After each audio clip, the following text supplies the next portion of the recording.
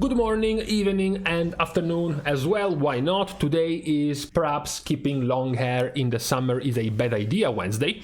Today is reset day, today there is the Great Vault for people to open, there is a new Mythic Plus set of affixes, raid bosses refreshing for being cleared once again, however this is not what we are talking about today. Because what happened today is Blizzard announced the opening of the pre-orders for World of Warcraft Dragonflight. Now, this in and of itself is not too huge of a news. In fact, if we want to be technical, the pre-orders are already kind of late. The pre-orders are a few months later than expected, so that's not really that's surprising. The pre-orders in question are going to have the basic edition, which is going to cost $50. It's just going to give you the game itself, as well as Drax, the Drac tier pet for you. Then you have the heroic edition, which is going to be $70. And on top of what you get from the basic edition, you're also going to get a level 60 free character boost, plus the Tangled Dreamweaver mount, which is already available in game if you have pre-purchased it, and the Markastraza pet, the Alexstrasza turned Murloc pet, and finally the $90 Epic Edition, which on top of all of that you can already get from the basic and the Heroic Edition. It's also going to give you a Time Walker's Hearthstone effect. It's going to give you 30 days of game time on top of it. It's going to give you a Diadem of the Spellkeeper Helmet Transmog effect and the Wings of Awakening backslot coming in 5 different colors. Also, there's going to be a physical collector's edition pre-order available with even more stuff, but this is not the cool thing. Because once you go into the shop of Blizzard and you see the pre-orders available, this is what I like about this announcement, that Blizzard let us discover this by ourselves. It's not that they made an announcement about it, it's not that they had a release statement about this. When you go into the screen, you just, you see whatever it's in here, you see the 3 different editions, you see a whole bunch of info about the game, but then you start going in this bottom corner over here, and there's a bunch of stuff being written, like Drax pre-purchase bonus offer ends at the launch of actual Dragonflight. It requires Shadowlands to be able to purchase. Upgrading to the Epic Edition will not re-grant any in-game items previously unlocked by your account, blah blah blah. However, what really interested players is this bit right here. So, the expansion is set to be released before December 31st of 2022. We have talked about the release date of the expansion quite a bit. In my most optimistic predictions, it would have been late January, not late December, and in the more Blizzard-like late-ish timings, it would have been somewhere around mid-February, more or less. This given all of the info we already had so far. Blizzard told us, for example, that we were gonna get, obviously, a Season 4. So the season we are right now, the Sepulchre tier, etc., would not have been the last one.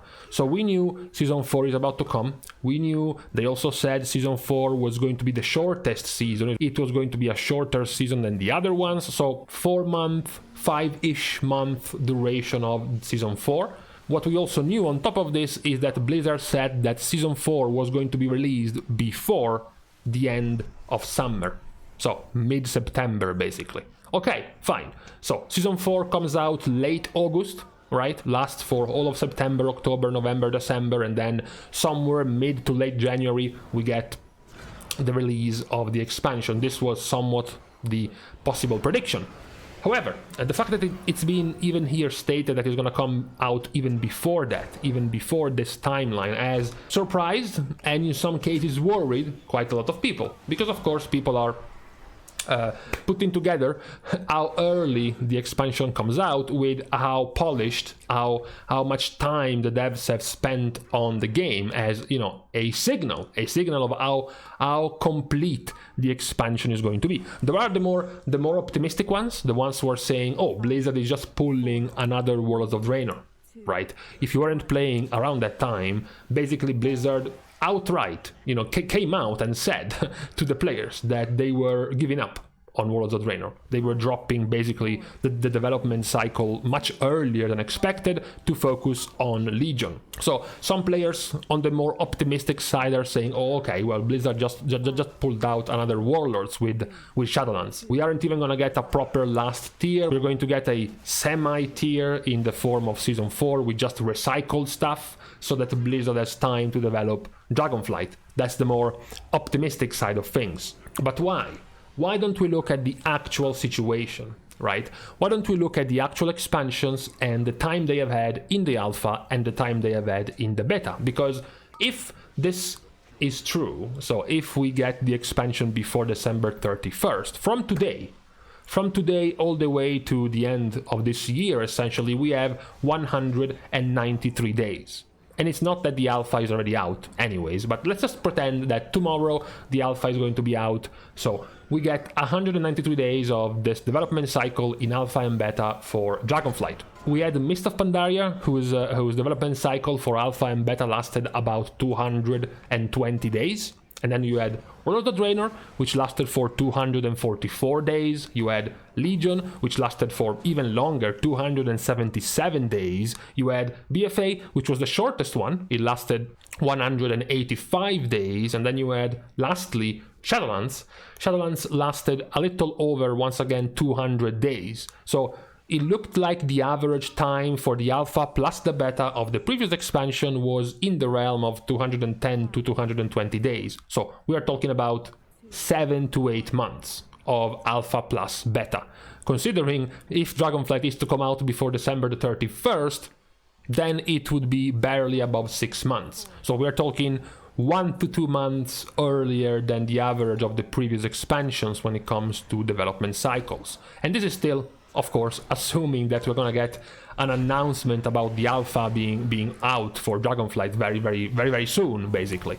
Another good point is to see the difference between the release dates of the expansions and the actual announcements of the expansion themselves. For example, the gap between when Burning Crusade was announced and when Burning Crusade was actually released was 1 year, 2 months, and 19 days.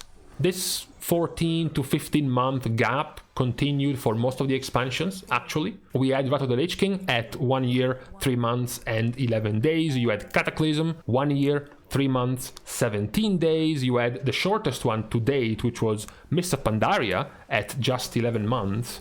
Warlords goes back to 1 year, 1 year and 5 days. You have Legion with 1 year and 24 days. And then the newest, up to this point, shortest gap between announcement and release, which was BFA, 9 months and 11 days, followed up by Shadowlands with 1 year and 22 days. So with this announcement of the pre-order of Dragonflight, if it were to come out at the max longest possible date, which is 31st of December, this would make it an 8 month and 12 days gap between the actual announcement of the expansion and the actual release of the expansion. So in either setting, whether it is the duration of the alpha plus the beta, it is set to be the shortest one, the shortest expansion, or even when we look at the gap between the announcement of the expansion and the release of the expansion, it is still set to be the shortest gap between announcement and release compared to all of the other expansions. Obviously, the main point here are the worries of players, as I said before, because they connect, they pair together, taking longer, taking more time to develop, with making sure that the product coming out is going to be more polished, right? So even if at the same time they are complaining about the lack of content, they are complaining about the fact that it's going to take too long with too little content available and Season 4 is going to be a recycled patch, at the same time they are complaining that the expansion is going to be released so early because they believe it could mean that Blizzard is rushing this, that Blizzard is skipping steps, is cutting corners to get the expansion out, which will inevitably cause the product to be worse than what it could be if the expansion were to come out in March, for example. Now, there were things I pointed out. I don't want to take too much credit, but there were some interesting things I pointed out when we heard the reveal of Dragonflight a couple of months ago. the statements even by Ion himself, our lead game designer for WoW, saying that they were very happy with the development state of Dragonflight. He was confident enough to straight up say that the development of Dragonflight was very far along. His words, actually. So perhaps this is what that meant. Perhaps this sudden, supposedly early release is what that confidence in the state of the expansion was. Now, there have been an interesting point about why would this be so much faster than other expansions in terms of the release date. Some people have pointed out one of the major points of Dragonflight is going to be the removal of several borrowed power systems and systems in general. Several things that in this expansion were going to complete your power. So, legendaries, covenants, covenant abilities, covenant soulbinds, and all of the various soulbind effects. All of these things, and then later on, of course, things like shards of domination, or later on, even more, things like tier sets, all of that stuff are going to be put together in a big amalgamation in the form of talents. So, the theory is that giving Blizzard just one system to work on, which is mostly just numbers, mostly just tuning, is going to make the development go faster. Because imagine having to develop just a talent system for the expansion, for Druid. You develop the talent system, you reuse things you have used before, because you use the abilities the druids already have, the passives they already have, and then you start adding legendaries, soulbind effects, tier set pieces, Torghast powers, Azerite traits. You just bake them all in. Most of the stuff is older stuff, and you bake it all in and you're done. If you compare this to Shadowlands, you had to balance the covenants, you had to balance the covenant abilities for every single druid spec, not just one.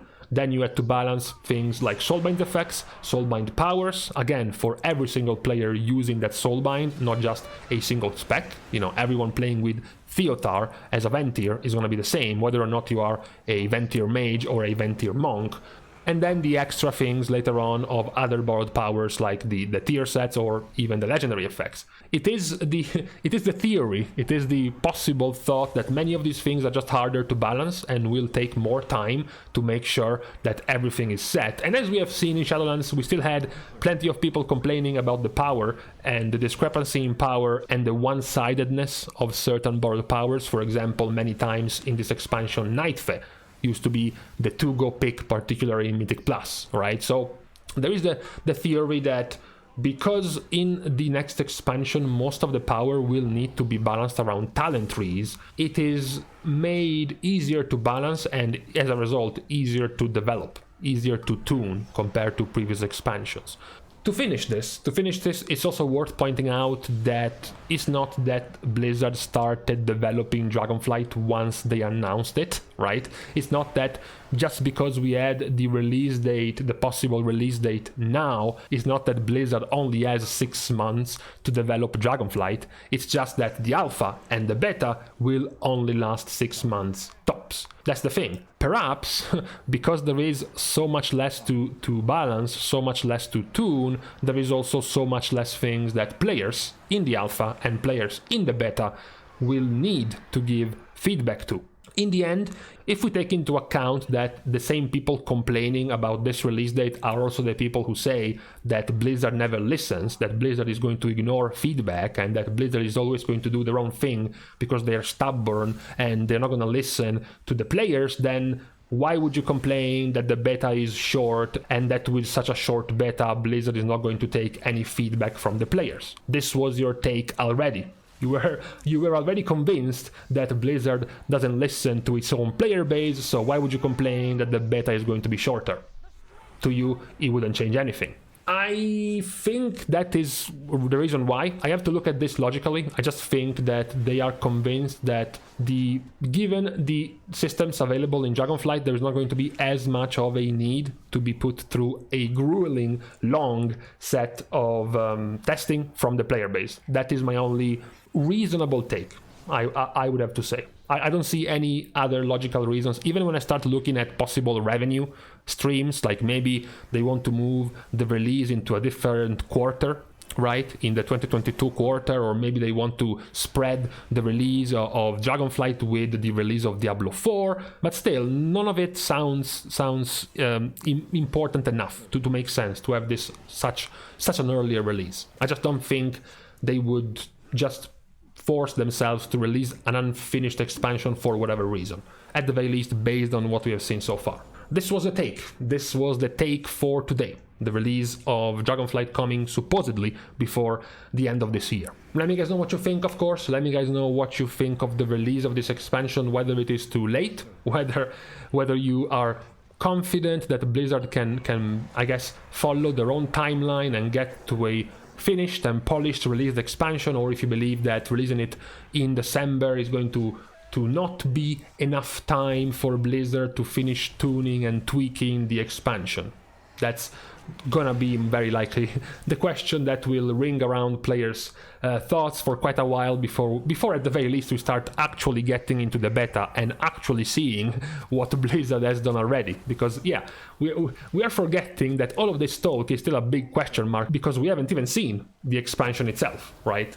So at this point it's just all speculation until we get our hands on the beta, or at the very least the alpha, and see just how much stuff is there, right? So with this being said, thank you guys for watching the video. I'm going to leave you to the rest of your reset day, or second day of the new reset if you are from NA. Thank you guys for watching. You can help me and support this channel by liking and commenting on this video, as well as supporting me even more by subscribing to the channel as well. This one being a happy date where we get to know more about the next expansion. I'm going to let everyone subscribe. Also, you can support me even more by following me on Twitter down in this direction. I am quite active, honestly. I have gotten much better than before. Also, you can support me even more by subscribing to my Patreon down in this direction as well. That would be greatly appreciated. The less money we have to give to YouTube, the better, but don't say it too loud. Thank you guys again. See you guys soon, and in the meantime, it is a problem though. I am joking, but long hair in the summer does get quite annoying. However, I don't want to get rid of my long hair, so what should I do?